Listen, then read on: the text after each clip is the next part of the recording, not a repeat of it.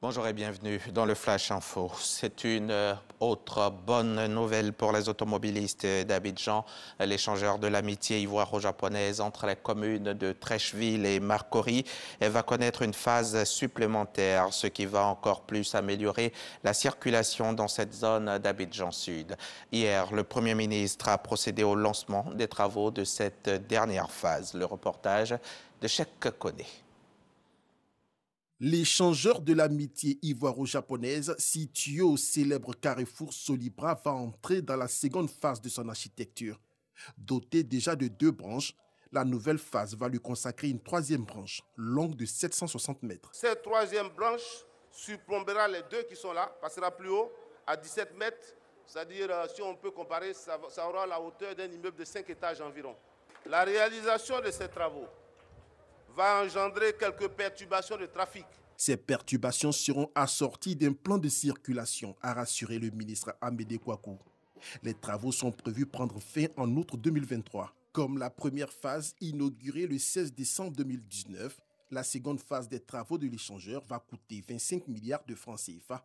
Un autre don de l'État japonais qui porte le financement global de l'ouvrage à 50 milliards de francs CFA. Ces travaux ont pour objectif d'atténuer les embouteillages sur ce tronçon très stratégique pour l'économie ivoirienne, tout en renforçant le rôle d'Abidjan en tant que hub de l'Afrique de l'Ouest pour un Abidjan plus dynamique. Un dynamisme qui ne saurait être durable sans le renforcement de la mobilité à Abidjan, une métropole de plus de 6 millions d'habitants, a déclaré le chef du gouvernement.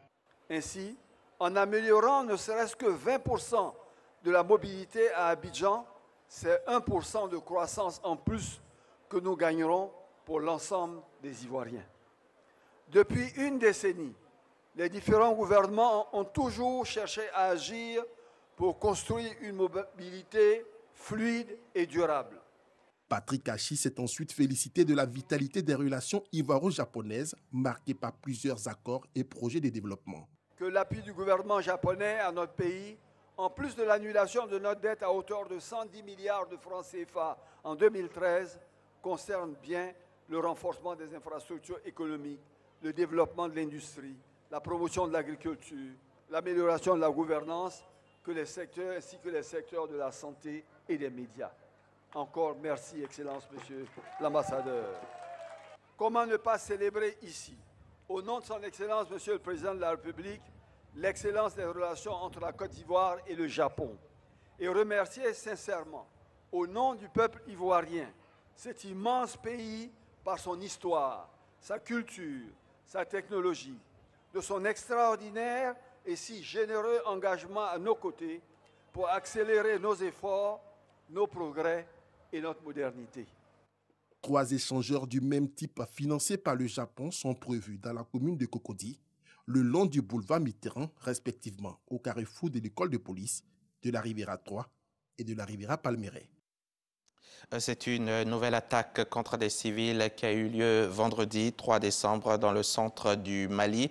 Des hommes armés, des djihadistes présumés ont mitraillé un bus et tiré sur les passagers. L'attaque est survenue près de la localité de Bandiagara dans la région de Mopti et dans le centre du pays. Au moins 30 civils ont été tués.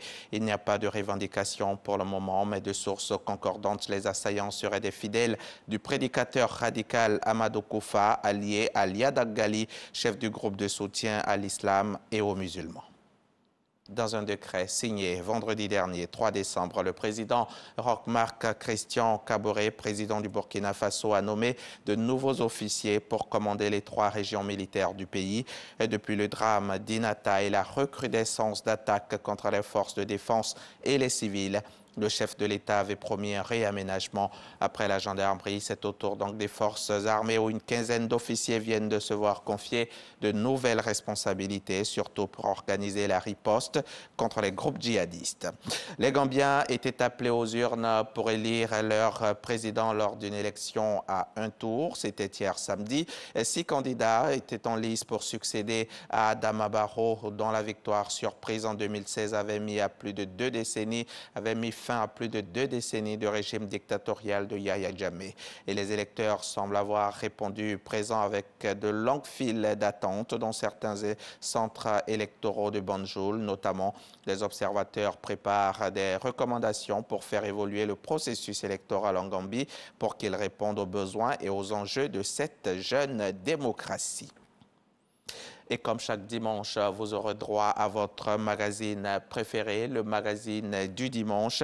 Aujourd'hui, on va parler lutte contre la corruption. Le sujet du jour, c'est précisément la bonne gouvernance en Côte d'Ivoire, réalité, acquis et perspectives.